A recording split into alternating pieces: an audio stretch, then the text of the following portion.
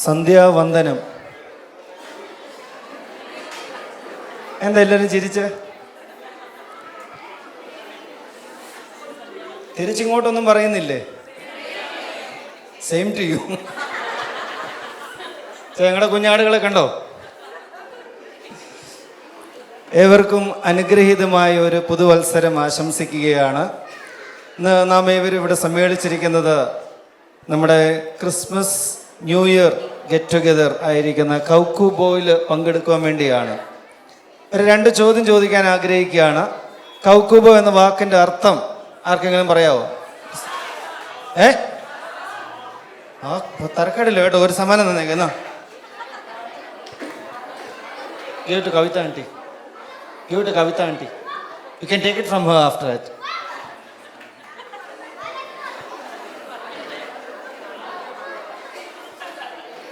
എൻ്റെ ഇടവക്കാരൊക്കെ ആത്മീയമായിട്ട് പ്രബുദ്ധരായിരിക്കുന്നതുകൊണ്ട് ഈ പേര് കൊടുത്തപ്പോഴേ ഇതെല്ലാം ഗൂഗിൾ ചെയ്തെടുത്തു കഴിഞ്ഞു.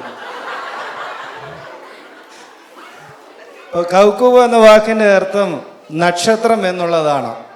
2ാമത്തെ ചോദ്യം, ഇതിൻ്റെ പഴയ നിയമ നിഴല് എവിടെയാണ് നമ്മൾ കാണുന്നത്? നക്ഷത്രത്തെക്കുറിച്ച് പ്രതിപാദിക്കുന്നതായിട്ടുള്ള വേദഭാഗം എവിടെയാണ് കാണുന്നത്?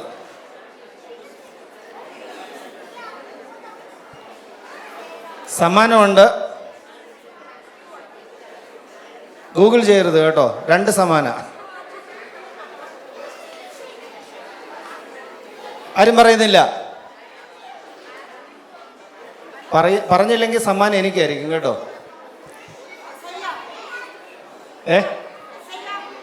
യെശയ്യാവോ? ഇല്ല. സംഖ്യാപുസ്തകം 24-ാം അധ്യായം 17-ാം വാക്യത്തിൽ പറയുന്നുണ്ട്, യാക്കോബിൽ നിന്നൊരു നക്ഷത്രം ഉദിക്കും, ഇസ്രായേലിൽ നിന്ന് ഒരു ചെങ്കോൽ ഉയരും, അത് മോവാബിൻ്റെ പാർശ്വങ്ങളെയെല്ലാം തകർക്കുകയും. അപ്പോൾ സംഖ്യാപുസ്തകം 24-ാം അധ്യായം 17-ാം വാക്യത്തിൽ ഒരു നക്ഷത്രത്തെക്കുറിച്ച് പ്രതിപാദിക്കുന്നത്. ഇതിൻ്റെ പുതിയ നിയമ പൂർത്തീകരണം എവിടെയാണ് കാണുന്നത്? പുതിയ നിയമ പൂർത്തീകരണം ക്രിസ്മസിലോ? പറഞ്ഞു. വേദവാക്യം പറയുവാണെങ്കിൽ 2 ചോക്ലേറ്റ്. ഇല്ല. വിശുദ്ധ മത്തായിയുടെ സുവിശേഷം 2:10. പൊട്ടക്കണ്ണൻ മാവ എറിയുന്ന പോലെ എറിഞ്ഞാന്ന് തോന്നുന്നു കേട്ടോ. 2:9. 2:9 വിദ്വാൻമാരൊരു നക്ഷത്രം കണ്ടു. ഏതായാലും ഒരു സമ്മാനം തന്നേക്കാം. ആരാ? അച്ഛാമേൻ്റെയാണോ? ആരാ?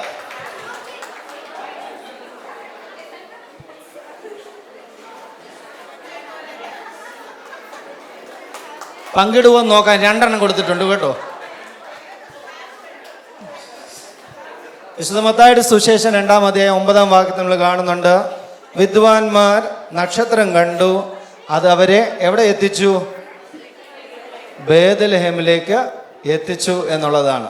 അപ്പോൾ ഞാനും നിങ്ങളൊക്കെ ഇന്നീ ദിവസം ഇവിടെ പങ്കെടുക്കുന്നത് ക്രിസ്മസ് ഗെറ്റ് ടുഗെദറിലാണ്. അതിനൊരു കൗക്കുബോ എന്നൊരു പേര് ഇടുകയും ചെയ്തു. എന്താ കാര്യം?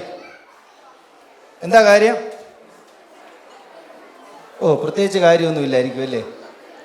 വിദ്വാൻമാരെ എങ്ങനെ നക്ഷത്രം വഴി തെളിയിച്ചു, നമ്മൾ പുതിയ വർഷത്തിലേക്ക് ചുവട് വയ്ക്കുമ്പോൾ നമ്മളെയും വഴി തെളിയിക്കട്ടെ എന്നുള്ളതാണ്.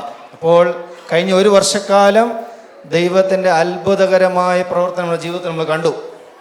ഇനി പുതിയ വർഷത്തിലേക്ക് നമുക്ക് എന്താണെന്ന് അറിയുകയില്ല. അതുകൊണ്ട് വിദ്വാൻമാരെ വഴി തെളിയിച്ചതുപോലെ തന്നെ നക്ഷത്രം നമ്മുടെ ജീവിതത്തിൽ വഴി തെളിയിക്കട്ടെ എന്നുള്ളത് പ്രത്യേകമായിട്ട് ആശംസിക്കുകയാണ്.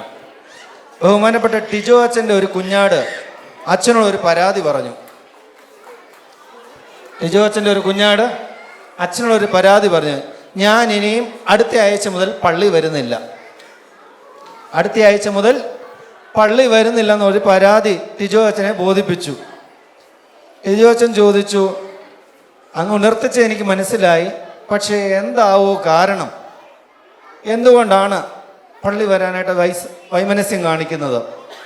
അപ്പോൾ ആ കുഞ്ഞാട് അച്ഛനോട് പറഞ്ഞു, അച്ഛ, ആരാധനയ്ക്ക് വന്ന അവിടുത്തെ ഭക്തജനങ്ങൾ ഒന്നേ പരദൂഷണം പറയുകയായിരിക്കും, അല്ലെങ്കിൽ മൊബൈൽ നോക്കുകയായിരിക്കും, അല്ലെങ്കിൽ ക്ഷീണം കൊണ്ടോ തളർച്ച കൊണ്ടോ കുമ്പിട്ട് ഇങ്ങനെ ഉറങ്ങുകയായിരിക്കും, അല്ലെങ്കിൽ പരയം പുറത്ത് നിറന്ന് വഴിയോര കാഴ്ചകൾ കണ്ടുകൊണ്ടിരിക്കുകയായിരിക്കും.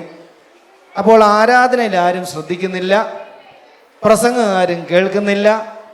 അപ്പോൾ ഇങ്ങനെ നിൽക്കുകയാണെങ്കിൽ ഇവിടെ വന്നിട്ട് ഒരു കാര്യവുമില്ല എന്ന് ആ കുഞ്ഞാട് അച്ഛനോട് പറഞ്ഞു. അപ്പോൾ നമ്മുടെ ടിജോ അച്ഛൻ മിടുക്കനല്ലേ, ടിജോ അച്ഛൻ വിടുവോ? ടിജോ അച്ഛൻ പറഞ്ഞു, ആയിക്കോട്ടെ, എനിക്ക് ഒരവസരം തരുമോ ഒന്ന് ബോധിപ്പിക്കാൻ. ആയിക്കോട്ടെ, ആ കുഞ്ഞാട് പറഞ്ഞു. അച്ഛൻ പറഞ്ഞു, ആ കപ്പയാരോട് പറഞ്ഞു, ഓടിപ്പോയിട്ട് ഒരു പാത്രം എണ്ണ എടുത്തുകൊണ്ട് വരാൻ പറഞ്ഞു. ഒരു പാത്രത്തിൽ നിന്ന് എണ്ണ നിറച്ചുകൊണ്ട് വന്നു. അപ്പോൾ ടിജോ അച്ഛൻ ആ കുഞ്ഞാടിനോട് പറഞ്ഞു, നമ്മുടെ ദേവാലയത്തിന് 3 പ്രാവശ്യം ഒന്ന് വലയം വെക്കണം.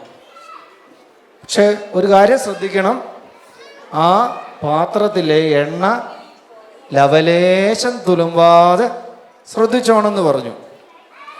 അപ്പോൾ ആ കുഞ്ഞാട് എന്ത് ചെയ്തു? അച്ഛൻ പറഞ്ഞതനുസരിച്ച് പള്ളിക്ക് 3 പ്രാവശ്യം വലം വെച്ചു. ഒരു തുള്ളി പോലും തുളുമ്പാതെ തിരിച്ചു കൊണ്ടുവന്ന് അച്ഛനെ സുരക്ഷിതമായിട്ട് ഏൽപ്പിച്ചു. അച്ഛൻ പറഞ്ഞു, എങ്ങനെ ഉണ്ടായിരുന്നു യാത്രയൊക്കെ? എല്ലാം ഭംഗിയായിരുന്നു, ഒരു തുള്ളി പോലും തുളുമ്പിയില്ല. അച്ഛൻ ഏൽപ്പിച്ച പോലെ തന്നെ തിരിച്ച് ഞാൻ ഏൽപ്പിച്ചിട്ടുണ്ട്. ആട്ടെ, ഈ 3 പ്രാവശ്യം വലം വെച്ചപ്പോൾ എത്ര പ്രാവശ്യം നമ്മുടെ ആളുകൾ പരദൂഷണം പറയുന്നതായിട്ട് ശ്രദ്ധിച്ചു? ഞാൻ ആരെയും ശ്രദ്ധിച്ചില്ല. എത്ര പ്രാവശ്യം ആൾക്കാർ വായ്ക്കോട്ട വിടുന്ന കണ്ടു? ഞാൻ ഒട്ടും ശ്രദ്ധിച്ചില്ല. എത്ര പ്രാവശ്യം ആൾക്കാർ പര്യമ്പുറത്ത് നിന്ന് വഴിയോര കാഴ്ചകൾ കാണുന്നത് കണ്ടു? ഞാൻ ആരെയും അങ്ങനെ കണ്ടില്ല. പ്രസംഗം ബോറടിക്കുന്നുണ്ടായിരുന്നോ? ഞാൻ ശ്രദ്ധിച്ചില്ല.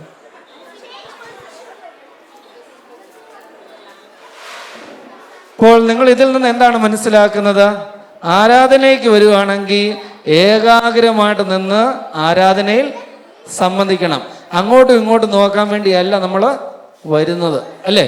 അപ്പോൾ ടിജോ അച്ഛൻ അത് പറഞ്ഞ് മനസ്സിലാക്കി കൊടുത്തപ്പോൾ കുഞ്ഞാട് അടുത്ത ആഴ്ച മുതൽ മുറയ്ക്ക് പള്ളി വരാൻ തുടങ്ങി. ഈ വിദ്വാൻമാരും കണ്ട കാഴ്ച ഇത് തന്നെയാണ്. ആ ഒരു നക്ഷത്രം കണ്ടു, ആ നക്ഷത്രം കണ്ട് അതിൻ്റെ പുറകെ അത് യാതൊരു കാരണവശാലും അവരുടെ കണ്ണിൽ നിന്ന് നഷ്ടപ്പെട്ടു പോകാതിരിക്കാൻ തക്കവണ്ണം അവർ ശ്രദ്ധിക്കുകയും അവരെ അവിടെ ലക്ഷ്യത്തിലേക്ക് സുരക്ഷിതമായിട്ട് എത്തിക്കുകയും ചെയ്തു. അവരുടെ ഏകാഗ്രത നഷ്ടപ്പെട്ടു പോവുകയായിരുന്നെങ്കിൽ, അവരുടെ ശ്രദ്ധ പതറിപ്പോവുകയായിരുന്നെങ്കിൽ, അവരുടെ കണ്ണിൽ നിന്ന് ഈ നക്ഷത്രം നഷ്ടപ്പെട്ടു പോവുകയായിരുന്നെങ്കിൽ അവർക്ക് ബേത്ലഹേമിലേക്ക് എത്താനും സാധിക്കത്തില്ല, ഉണ്ണി ഈശോയെ കാണുവാനും സാധിക്കത്തില്ല, നേർച്ച കാഴ്ചകൾ സമർപ്പിക്കുവാനായിട്ടും സാധിക്കുകയില്ല. എൻ്റെ പ്രിയപ്പെട്ട വിശ്വാസികളോട് ഓർമ്മിപ്പിക്കാനായിട്ടുള്ളത് ഇതുതന്നെയാണ്. നമ്മുടെ ലക്ഷ്യത്തിൽ നിന്ന് നമ്മൾ വ്യതിചലിച്ചു പോകരുത്.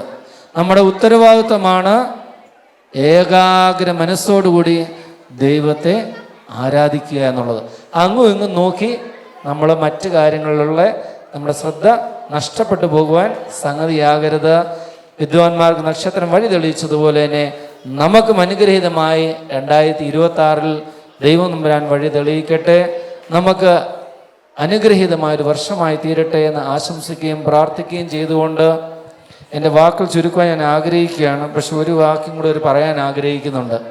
സ്വർണ്ണനാവുകാരനായ ഈവാനിയോസ് കേട്ടിട്ടുണ്ടോ? ജോൺ ക്രിസോസ്റ്റം എന്ന് പറയുന്ന ആള് ഒരു മഹാനാണ്. അദ്ദേഹം പറഞ്ഞ ഒരു കാര്യമുണ്ട്. വിദ്വാൻമാർ ഈ നക്ഷത്രത്തെ കണ്ടത് എങ്ങനെയാണെന്നറിയാവോ?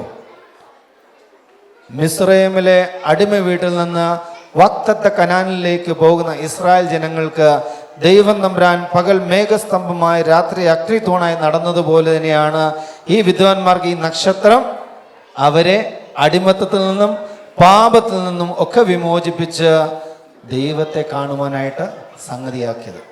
നമ്മുടെ ലക്ഷ്യത്തിൽ നിന്ന് വ്യതിചലിക്കാതിരിക്കാൻ തക്കവണ്ണം സംഗതിയാകട്ടെ.